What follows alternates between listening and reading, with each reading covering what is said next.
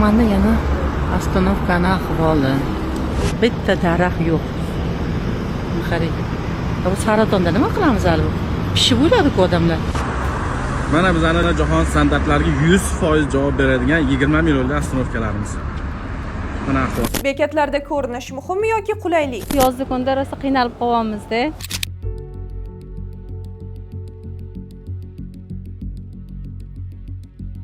Lapkani orqasi bekini o'tirma, lekin avtobus kutib o'tiribman. Bo'shashni kutib avtobus qolib ketdim-da, endi o'tirdim. Nima to'g'risini aytamiz, bekat issiq juda ham.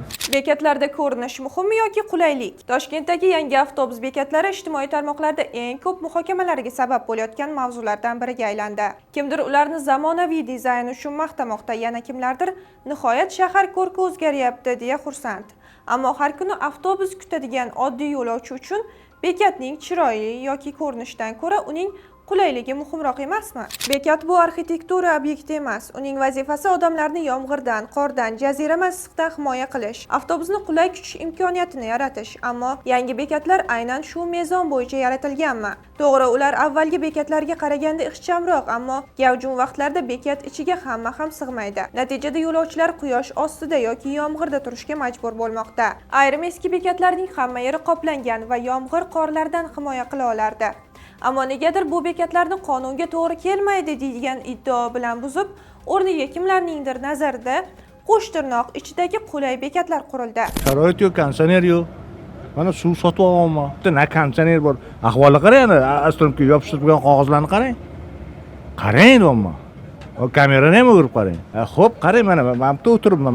Magazinni lapkani orqasi bekini o'tiribman, lekin avtobus kutib o'tiribman. Oqtepalarning bekatida konditsioneri bor. Hozir mana bu bekat talabga javob bermaydi, baldan issiq. Bekat issiq, mana soyada salqinda turibmiz. Hamma yoqqa yangi bekatlar qurishyapti-yu, lekin anaqa soya emas, salqin emas, baribir hammasida quyosh bor. Biz uchun qulay emas-da, yozda kunda rosa qiynalib qolyapmiz-da. Naryobetdagi bekat vobshe quyosh, umuman daraxt yo'q u yoqda. Bu yoqdan bitta ikkita daraxt bor.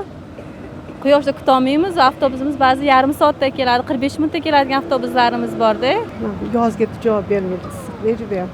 Keyin kamaga hozir o'tirdim, joy yo'q edi. Bo'shashni kutib avtobus qolib ketdim-da, endi o'tirdim. Oldingi bekatlar aqlroq edi. Hozir yangi bekatlardan ko'ra. Oldingi bekatlarda magazinlar oldida bo'lardi. Shu pana joylar ko'p bo'lardi-da. Yopiqroq bo'lardi. Hozirgi bekatlar ochiq juda. Hali ham soya tushyapti, soya tushmasa bilmadim nima bo'lardi. Yaxshiroq, zamonaviyroq qilib ishlanishi kerak, konditsionerli, misol uchun. Har xil qishda ham to'g'ri keladi, yozda ham. Xullas, bilmadim, menimcha shu oxirgi chiqishim. Agarda ostanovka bo'lmaganda shunaqa qilsalar bo'lardi, lekin bor narsani yo'q qilib bu ahvolga qo'yishlari sal xato deb tushunaman. Issiqda qiyinroq, ozgina men o'ralmagan, orqasiga o'tib turishimizga majbur hozir. Quyoshda ozgina men bitta issiqda qiyinroq. Unchalik mastalabga javob bermaydi. Soya izlab qolamiz-da, mana issiqda qolib. Yaxshi, hozircha shaharlar yaxshi. Mana qarang. Bu bekatda ko'pincha men ishga boraman. Nevaralarimni o'qishga olib kelib ketaman. Boshqa bekatlarga nisbatan ozgina soyabon jihatidan sal anaqa kamchiligi bor. Nima to'g'risini aytamiz, bekat issiq juda ham. Ko'rinib turibdi, jazirama issiq, hamma anaqa chekkaga qochyapti. Demak, talabga javob bermaydi menimcha. Yana bilmadim. Daraxtlar yo'qotildi. Megapolis darajasiga yetayotgan Toshkent shahrida tirbandliklarni kamaytirish uchun mashina to'xtashi mumkin bo'lgan har bir qarich yer pullik qilindi.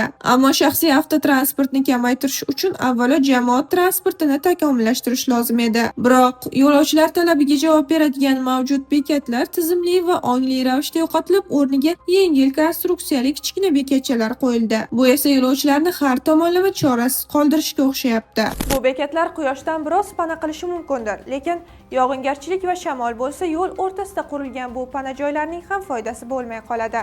Eng qiziq tomoni shundaki, yangi bekatlar ko'pincha avvaldan mavjud, o'z vazifasini yaxshi bajarayotgan bekatlar o'rniga qurilmoqda. Aslida shaharning hali ham bekat yo'q yoki eskirgan hududlari yo'q emas. Mablag' va vaqt avvalo ana shunday joylarga yo'naltirilsa ko'proq foyda keltirmasmidi? Ishlab turgan bekatni buzib, uning o'rniga kichikroq bekat o'rnatish qanchalik oqilona qaror. Yana bir e'tiborni tortadigan jihat Haqiqat shundaki, bu loyihaga katta mablag' sarflanmoqda. Rasmiylarning aytishiga ko'ra, bekatlar zamonaviy standartlar asosida qurilmoqda. Ammo fuqarolar uchun bitta savol hali ham ochiq qolmoqda. Sarflangan mablag'lar natijasida xizmat sifati ham yaxshilanadimi? Agar yo'lovchi avvalgidan ham kamroq qulaylikka ega bo'lsa, bu mablag'ning samaradorligi nolga teng emasmi? Shaharni chiroyli qilish kerak, bunga hech kim qarshi emas, lekin shahar avvalo unda yashaydigan odamlar uchun quriladi. Bekat ham suratga tushish uchun emas, odamlarga xizmat qilish uchun barpo etiladi. Agar tanlov ko'rinish va qulaylik o'rtasida bo'lsa, jamoat transportidan har kuni foydalanadigan minglab yo'lovchilar shubhasiz qulaylikni tanlaydi. Axir bekatning qadri uning qanday ko'rinishida emas, balki uning ostida turgan odam o'zini qanchalik qulay his qilishida emasmi? Xullas, xalqimiz aytgandek, bu bekatlarga shuncha mablag' sarflagandan ko'ra ikkita daraxt ekib qo'yilgani foydaliroq edi.